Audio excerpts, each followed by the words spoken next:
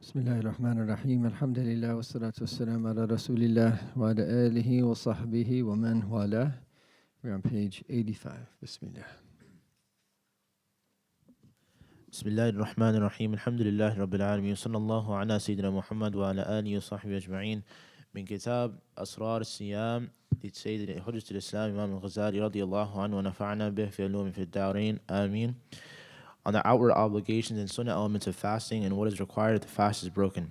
There are 6 outward obligations of fasting. Okay, so before he starts reading, this is now where usually Imam al-Ghazali, especially in the first part of his book, when he's speaking about the asrar, the mysteries, or the essence of a particular form of worship, is that he'll touch upon the most important outward considerations of the ahkam, of the legal rulings of the sacred law.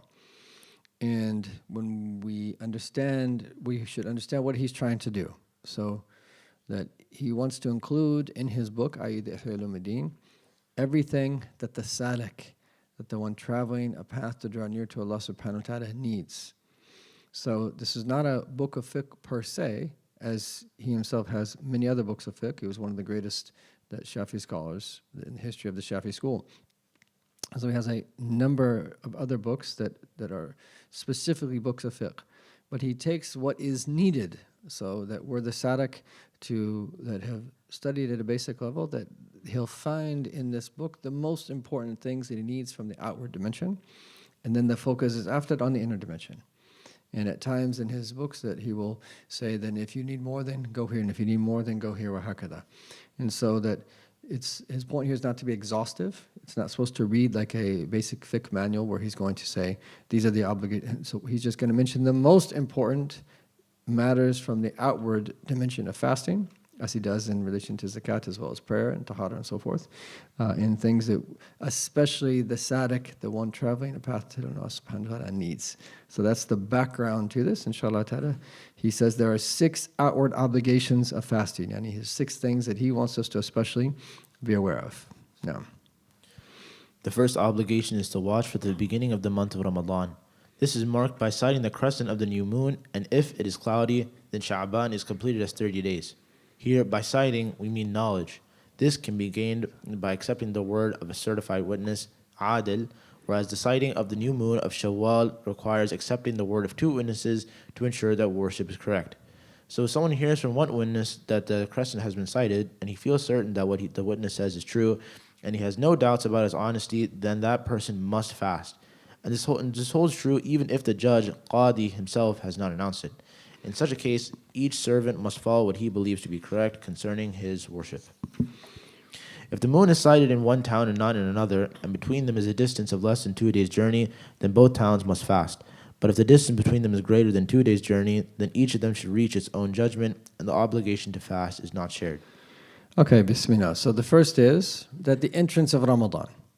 And we'll speak about this particular section in relation to our reality here in the United States of America, or where usually people that tuning in from different places.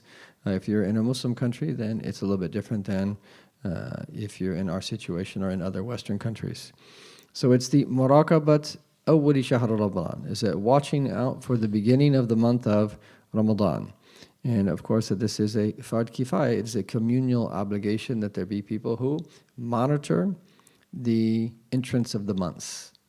Okay, when the month begins and when the month ends, and especially the month of Ramadan, because there are obligations that are associated with it. And the first thing that he mentions here is that وَذَلِكَ بِرُؤْيَةِ الْهِلَالِ, and this is that marked by sighting the crescent of the new moon, so the crescent moon. And there's a hadith of our Prophet ﷺ in Bukhari that states, لا تصوموا رمضان حتى تروا الهلال. Do not fast Ramadan until you see the moon. And then ولا تفطروا حتى تروه, and do not break your fast until that you see it. فإن غم عليكم, that if it is cloudy, فَكْمِلُوا الْعِدَّةَ 30, then finish 30. Okay, on another occasion that the Prophet ﷺ taught the companions, and this shows how he would teach in a way that people of different levels could learn. And when he's talking about the number of months, on one occasion, he went like this. Okay, so indicating 29. And then he went like this, right? So meaning that a month is either 29 or 30. Lunar months are either 29 or 30. And they reset very quickly, because even if it turns out to only be 28 somehow, and then the moon was recited, then you know that there was a mistake in terms of how that was come to. And so the lunar month is 29 or 30. And so, as we've mentioned before, it's that all of the fasts that the Prophet did, sallallahu alaihi wasallam, after it had become an obligation the second year of the Hijrah, were 29 months except one. And one of the wisdoms of that is, so people who end up fasting 29 didn't feel like their fast was deficient. All of the Ramadans of the Prophet were 29 except one. Okay, so here then he says here is that by sighting we mean knowledge. And so here the word here is used ru'ya, and our Prophet did say as well, sumu liyuru'iti wa aftiru liyuru'iti, that fast when you see it and break your fast when you see it. And so it's a beautiful thing of our deen that Allah Ta'ala has made certain ibadat, acts of worship, dependent upon certain natural phenomenon to connect us to Allah Ta'ala's creation. So the lunar month is how we determine the months. We go out and we actually see the moon. We see the crescent moon. Now the month has begun. We see the next crescent moon. The next month has begun. وهكذا. And the lunar month differs from the solar month. And the solar year, the lunar year differs from the solar year. And there's about 11 days difference. And so roughly every 33 years, it goes full cycle. So every 16 years, roughly, you'll be fasting in the opposite season. So now for the next several Ramadans, we're going to be in the colder months. And it's going to take, now more because we're in February, but it's going to take, maybe 19 years to go back around where we're fasting then in the peak of the summer. And then, so if someone lives an average lifespan, which is from 60 to 70, they will have fasted 2 Ramadans in the peak of the summer and 2 Ramadans in the peak of the winter. And then those that live in very northerly or very southerly latitudes, they would have had 2, they would have an equal opportunity. Some of the days will be extremely long and some of the days will be extremely short. So in the end, everybody, if they live an average lifespan, is fasting around the same amount of hours. Because if you're in a northerly latitude, it's longer, but then it's shorter than those that are closer to the equator. They have less fluctuation when you get closer to the equator, but in the end, it all kind of works itself out. And each one has its challenges, and this is the nature of life, and Allah Ta'ala has given people different tests in different ways. Allahumma salli sallam alayhi wa alihi. But then also the prayer. The prayer is the sabab. The sun is the sabab for prayer. And so we determine the prayer times by the sun. And when does Dhuhr come in? When the sun first declines from its zenith, moving towards the west, because it rises in the east and then sets in the west. And then what is Fajr when we talk about degrees? 18 degrees or 17 degrees or hakada. It means degrees below the horizon. But when you see the first light of what? Of the sun. The first light in the sky, but you don't see the sun yet. That's when Fajr exits. So this is beautiful, and this is actually a form of ibadah, to determine prayer times by the sun and to determine month times, especially the fasting month of Ramadan, by the moon. So this is what he says is, وَنَعْنِي بِالرُّؤْيَا. What do I mean by that seeing the hilal? He really says here, we mean by that knowledge, knowing that the month has entered. Okay, and there's different ways that we can come to know that. Either in and of ourselves, we actually physically see it, or by the testimony of someone else who has seen it. Okay, now we're just speaking to the book as it is now, and then we'll talk a little bit about how we deal with this in our time. And then he goes on to say, and this is the Shafi'i opinion, and there's another opinion in the Shafi'i school, and then the other opinions in other schools are different. But he says, وَيَحْصُلْ ذَلِكَ بِقَوْلِ عَدْلٍ وَاحِدٍ. And this can be gained by accepting the word of one witness, okay, who's an upright witness, and there's conditions that you find in the books of fiqh for someone's testimony to be accepted. And there's a high standard. And not anybody's testimony is accepted. There has to be certain conditions. If they're not met, the testimony is rejected. Even if they actually really did see it, it doesn't count because their testimony wouldn't be accepted. But here, one person who's adl, who's an upright witness, it's sufficient. In other schools, there's two, and then in certain conditions in other schools, that there has to be a group of people, muhakada. And so this is a detailed masala and legal issue there that can be sought for in its time and place. Okay, but as for the month of Shawwal entering, because the first of Shawwal is the first day of Eid. So Ramadan's going to be 29 and 30 days, and then when you see the moon, that's going to be the first of Shawwal. So Eid is on the first of Shawwal. That needs two upright witnesses. Ihtiyatan, he says, lil ibadah. And this is to ensure that worship is correct. Wahakada. So if someone hears from one witness that the crescent has been sighted and he feels certain about what the witness says is true and he has no doubts about his honesty, then that person must fast, even if the qadi, and if you're living in the Muslim world, has not announced it. Okay, in such a case, each servant must follow what he believes to be correct concerning his worship. Okay, so actually we'll just finish this and then we'll go from there. And then he speaks about in the Shafi school, and this is the minority opinion. The Shafis have this opinion. The three other schools, as I understand it, all have what we call nowadays to be a universal sighting. This is a local sighting. And so if the moon is sighted in one town and not in another, and between them is a distance of less than 2 days' journey, so how long do we say that was? A distance of 2 days' journey? 48 to 50 miles, right? Then both towns must fast. Okay. But if the distance between them is greater than 2 days' journey, then each of them should reach its own judgment, and the obligation to fast is not shared.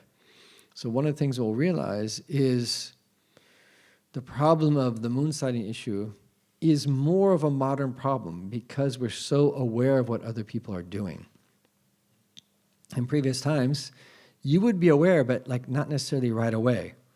If someone is living 2,500 miles away from you, just the very distance that it would take to figure out when they're fasting, I mean, how long of a journey that would be just to even reach you that when they started fasting, when they stopped fasting. It was very different.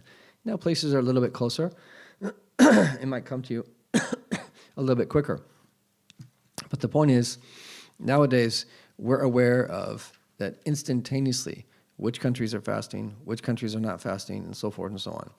And so part of the fitna is that it is a part of it is we're more aware of what everybody else is doing. And there was many cases, and these things are documented in our Islamic history, where people start on different days and they ended on different days.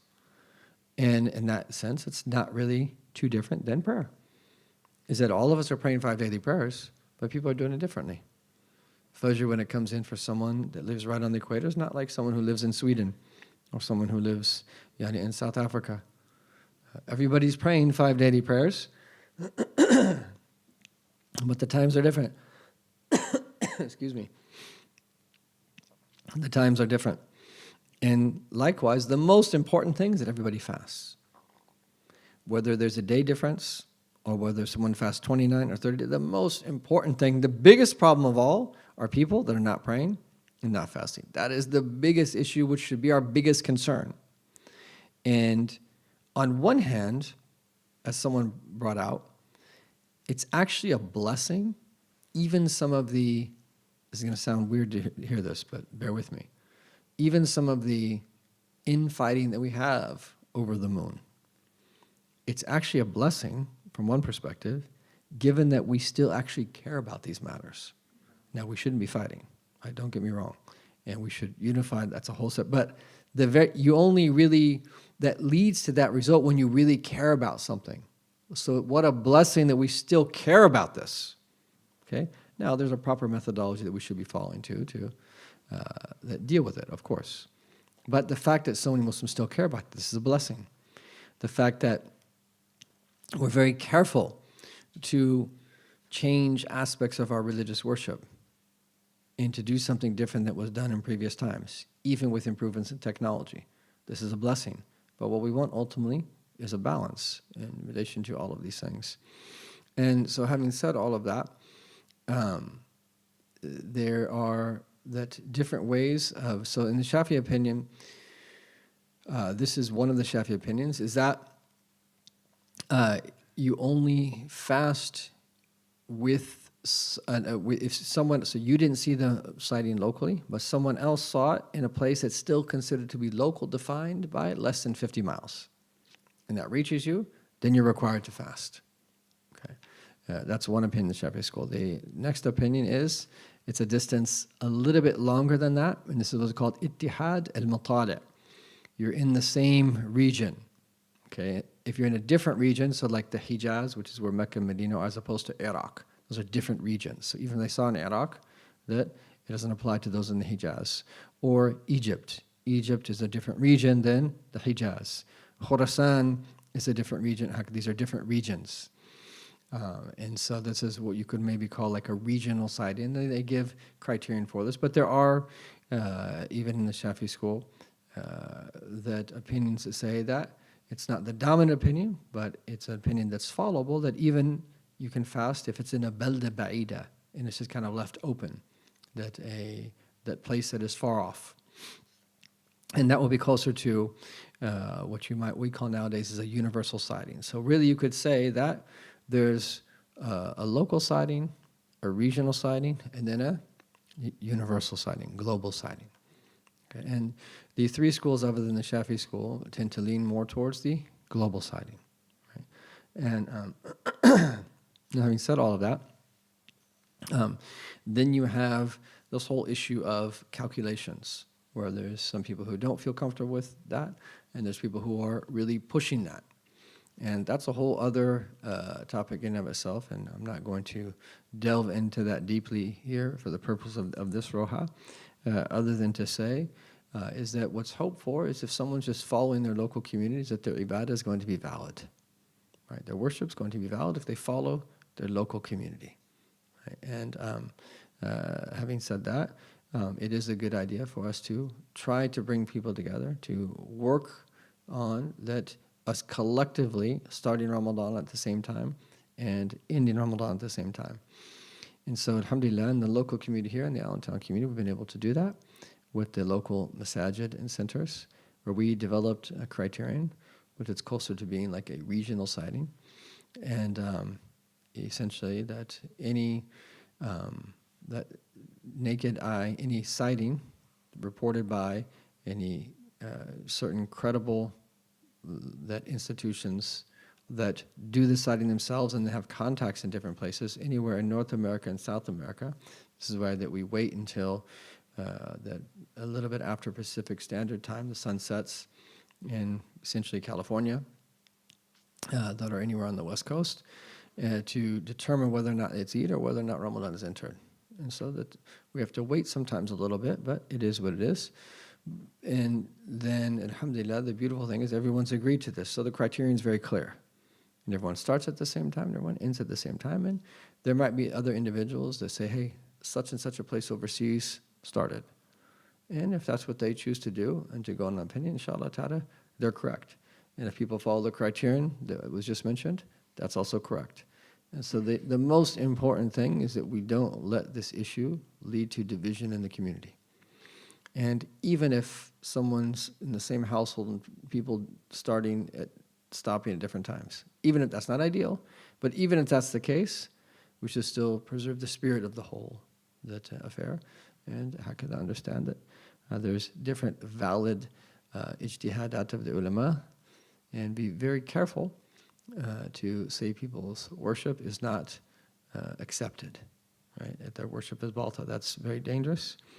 And many of the schools, with certain conditions, there's room for calculations, and that is something that we want to move towards. That's a whole other issue that needs to be discussed amongst the great scholars in the community and for them to deal with.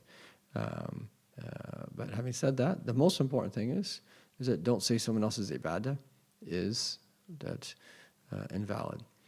And perhaps there will reach a time in the United States of America or in other places where collectively there's a body of scholars that will speak about this issue, and then everybody here will just follow what it is that they agree upon.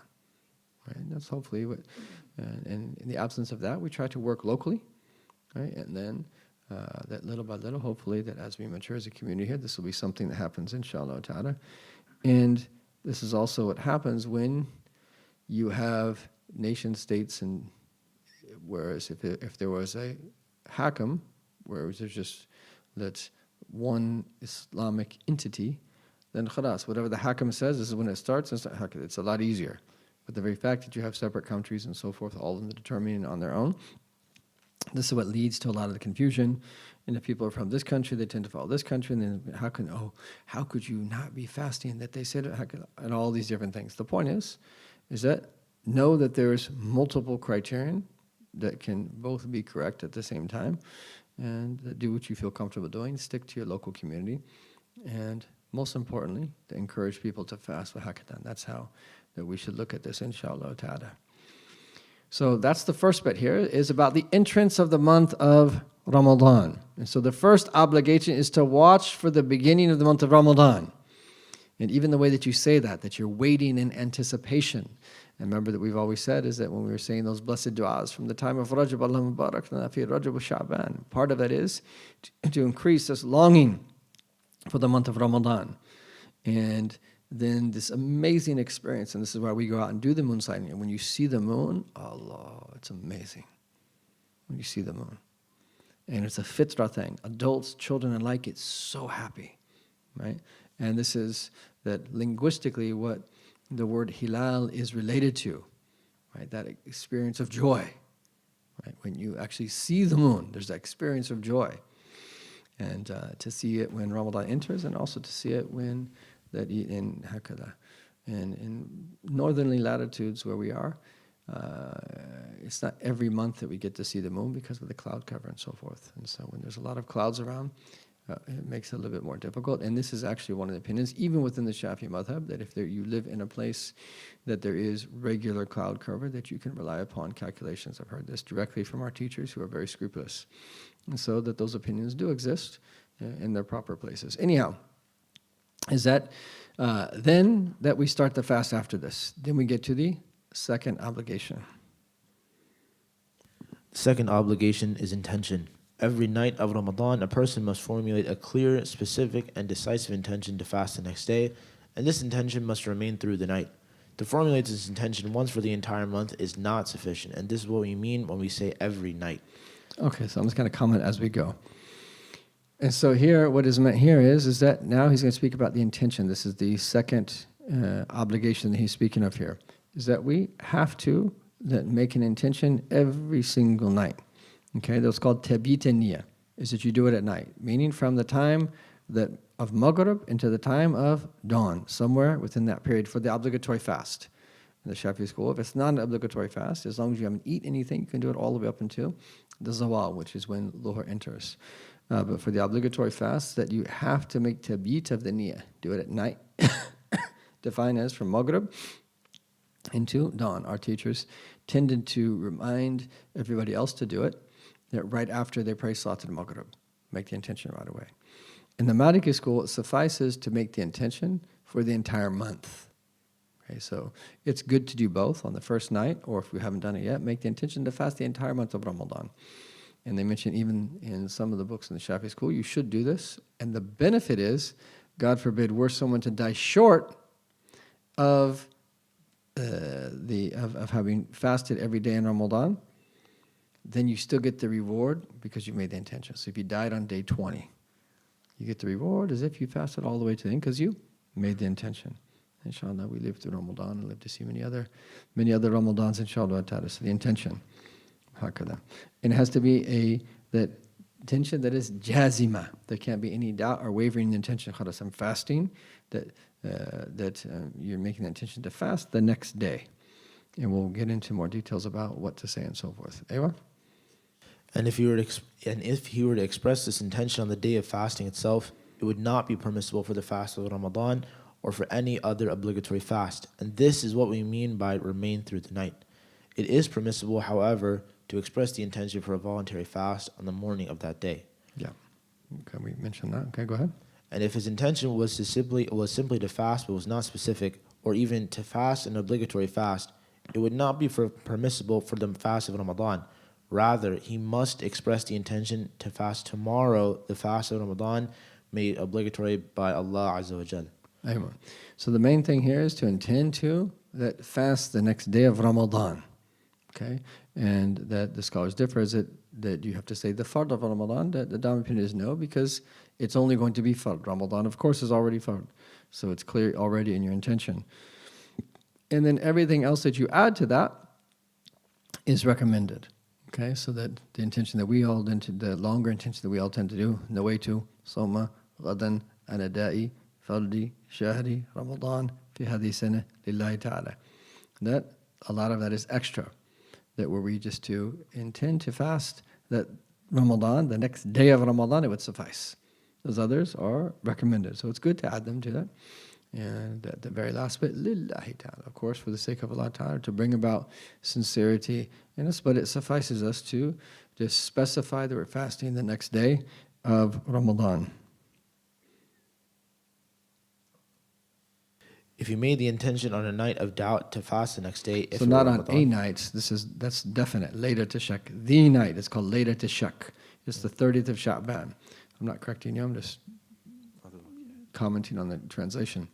Right? Is that it's called later to shak. Yom shak is the day of the 30th of Sha'ban, when you don't know that could it be Ramadan or could not. It was a little bit cloudy and you don't know, is this actually Ramadan or not?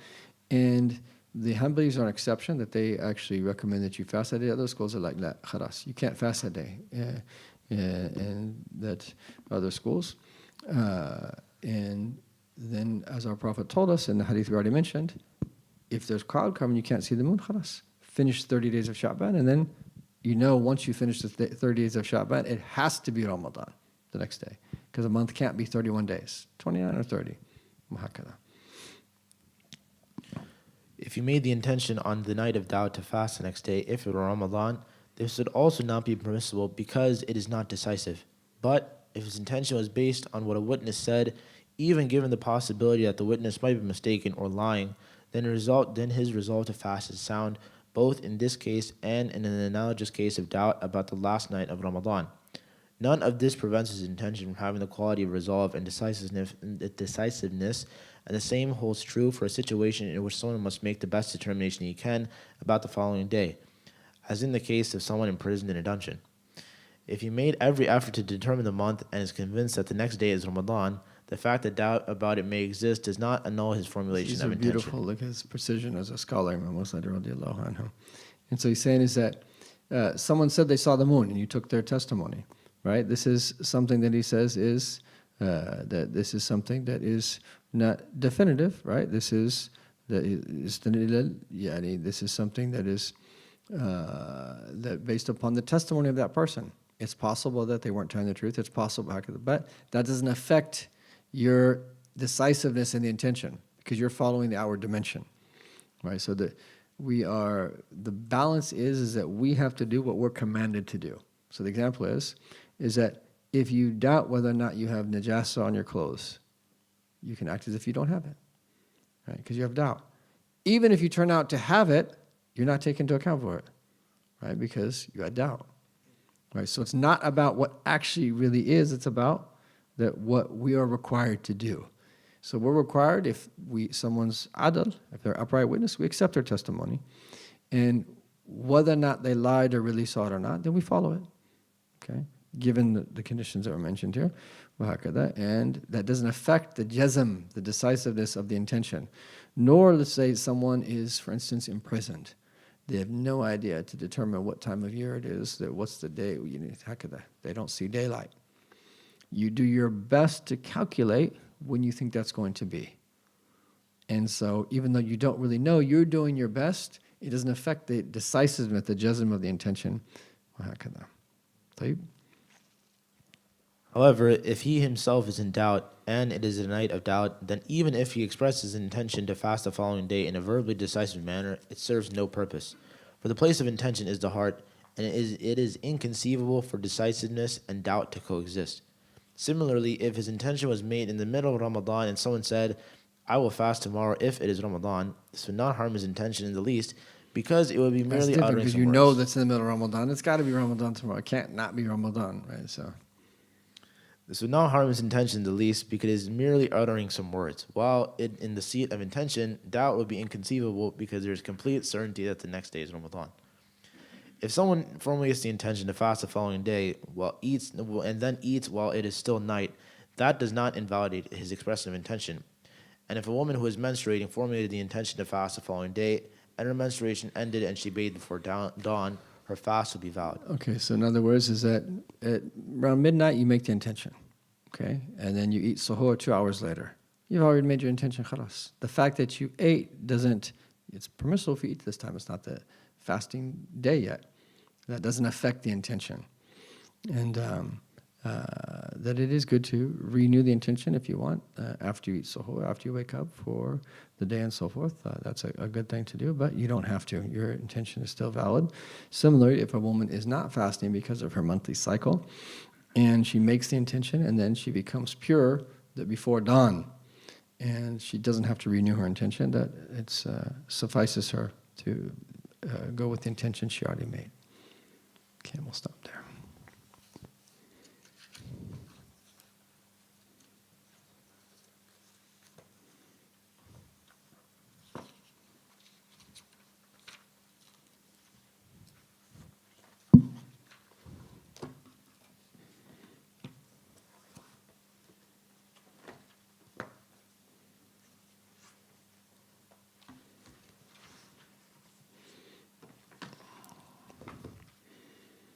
Bismillah. Let's read a few more of these.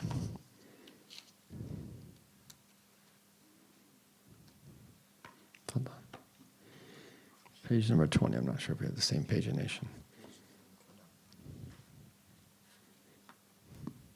Bismillah ar-Rahman ar-Rahim. Alhamdulillah Rabbil Alameen. Sallallahu ala Sayyidina Muhammad wa ala alihi sahbihi sallam. We are reading from the book of Fatwa, Noble Character, by Sheikh Rajab Shenturk. Number 6, maintaining old friendships. Number 7, going along with friends if it is not a sin. Number 8, letting your friends use your property as if it is their own. Okay. So the next great principle of fatwa is hifdh al-wudd al-qadim, maintaining old friendships. And may Allah Ta'ala give us tawfiq to do this. It's very easy that when we get very busy in life to do this, but at very least we should make the intention and do the best that we can from our end. And then also too is that others that we have friendships with should have understanding. When someone gets very busy, that doesn't always mean that they're not trying to maintain that relationship. They may just might not be able to maintain it in the way that they would wish they could. And so this is a part of fatwa. Once you have a connection with someone, there's someone that you go way back with, you preserve that relationship. And inevitably, in life, things will happen, problems will occur. There might be times where you're closer to people or further, but if there's a relationship there, even if from things that happen you're not as close as you used to be, still preserving it, maintaining that relationship is a good thing. And there's many ways that we maintain that relationship. Part of it is keeping in touch. Part of it is checking on people. Part of it is congratulating them when good things happen to them, reaching out to them when bad things happen and so forth, and consoling them if they lost a loved one or something like that. That's part of it. And then the deeper aspect of it is genuinely hoping in your heart that Allah Ta'ala will reunite you in paradise. And that person, and you of course, will be successful in the hereafter and enter into paradise. That's one of the most important aspects of maintaining these friendships. And this goes with friends with other friends, but then there's other dimensions of this too, and familiar relationships. So there's a hadith where the Prophet said, sallallahu alaihi wasallam, that in barr al-bir, hifth al-walad wudd abihi, or kama qala sallallahu alaihi wasallam, and the greatest manifestation of piety towards parents is to preserve the relationships with the people that your father used to love, and extends in general to your parents. Okay, so meaning that your parents had friends and your parents pass away. Is that for you to keep in touch with those people and to contact them from time to time, especially on Eids, the 2 Eids or whatever it might be, whenever you're able to. But that's one of the greatest ways that you can honor your parents, is by keeping in touch and maintaining relationships with people you know that are close to them, or they were close to them.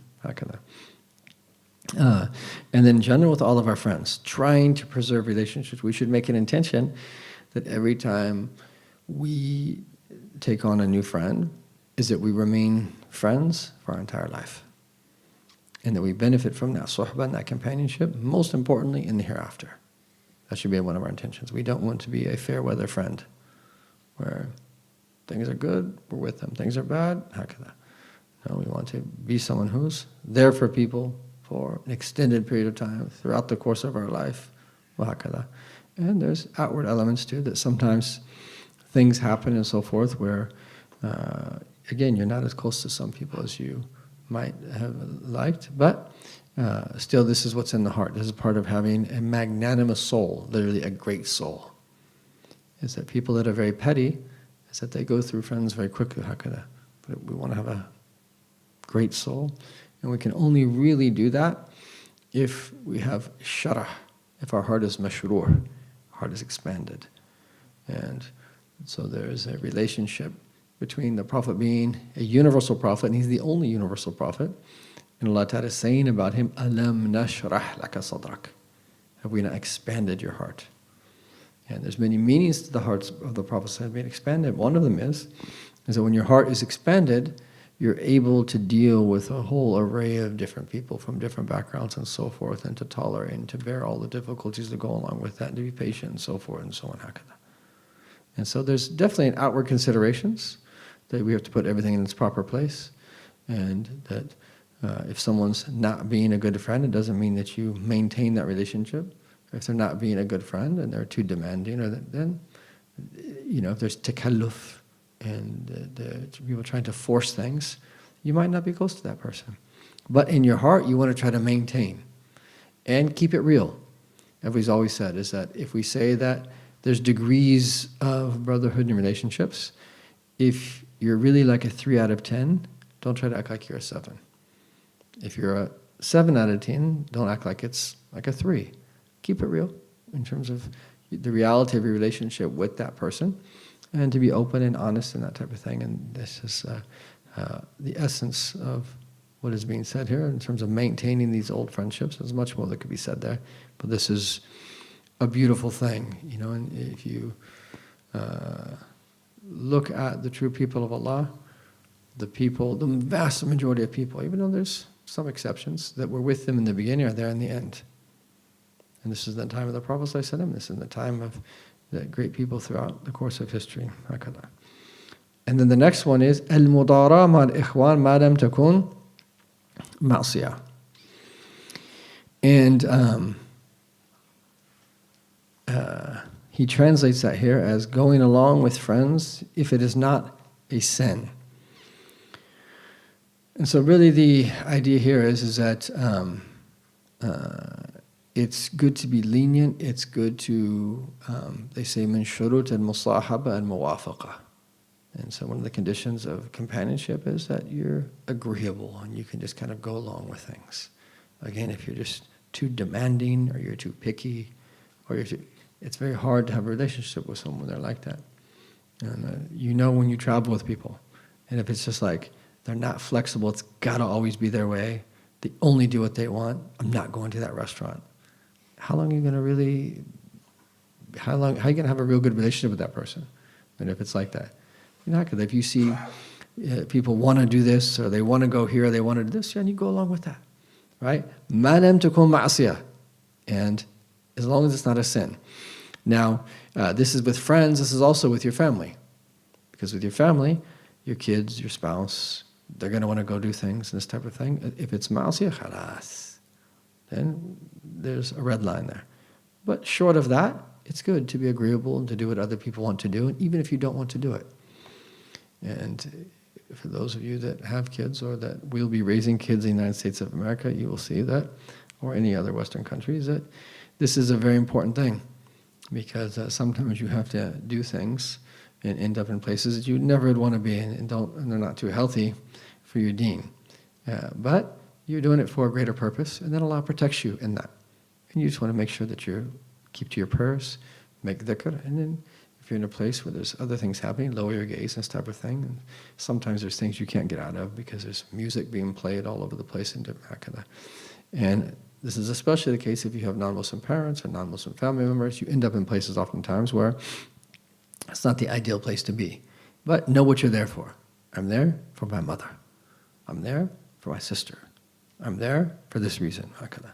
And then that intention will be an atonement for those other things. Right? You don't do anything that's outright haram. And at the same time, that you do your best to avoid any harm from things. Then Allah will protect you. So mudara literally is tact.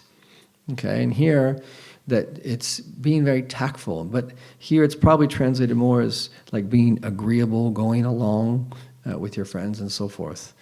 And again, unless it reaches something where it's just a no-go. When it comes to that, khalas.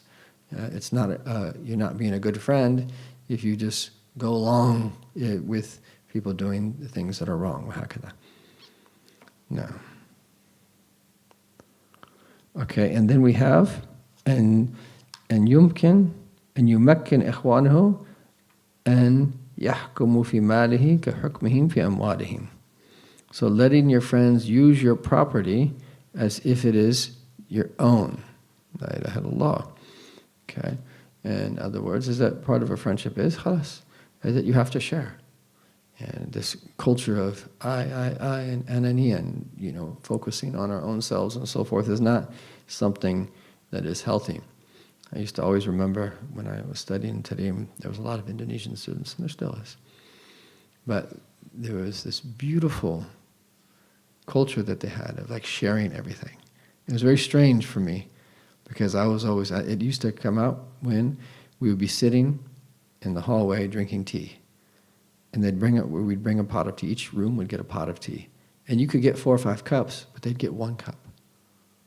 Right? And they would like pour a little bit in. Someone would take a few sips. Someone else would take a few sips. Someone else take a few sips. Pour a little bit more tea in there. And there was other cups, but it was just a culture. But it was actually really beautiful. And we're kind of used to, I want my own cup, in my own plate, in my own room, in my own space. It was first a little bit different, but then you get used to it. And you start to realize how beautiful that is. That spirit, the conviviality of living with other people and so forth is so much healthier. And so that letting your friends use your property as if it is their own. Of course, it's not just any friend that you have. This is a closer friend, of course, when it comes to this one. These are someone who is also on their end fulfilling the rights of futuwah. Right? So you're not going to irresponsibly give your property to someone who's not going to take care of it or is going to... That's on their end is that they also have to be responsible, and when the best relationships are when both sides go out of their way to fulfill the rights of the others, and they don't demand their rights from the others. Those are the best relationships. So person A goes out of his way to fulfill the rights of person B. Person B goes out of his way to fulfill the rights of person A. And neither one of them demands the rights from each other. Both of them deal with ihsan. Oh, those are incredible relationships. And if a marriage could be based upon that, Ya Latif, you'd be one of the happiest families in the world if that could ever happen. Now, so letting your friends use your property as if it is their own. So part of this is that getting over that what we want and being selfish and so forth, and that letting go. And it's possible someone uses your things and something happens. And then how do we respond? Do we get angry and mad and upset and disgruntled and so forth? Yani if it was because of their negligence, then you can have a conversation like, man, that's not really cool, you should have been, right? But if it wasn't their fault, then we have to قَدَّرَ اللَّهُ مَا شَاءَ فَعَلَ. So these things will rise to the surface when things happen, right? To see, how are we, and so forth. Okay. We'll go ahead and stop there. We're already out of time. Do we have time for a brief qasida? Bismillah.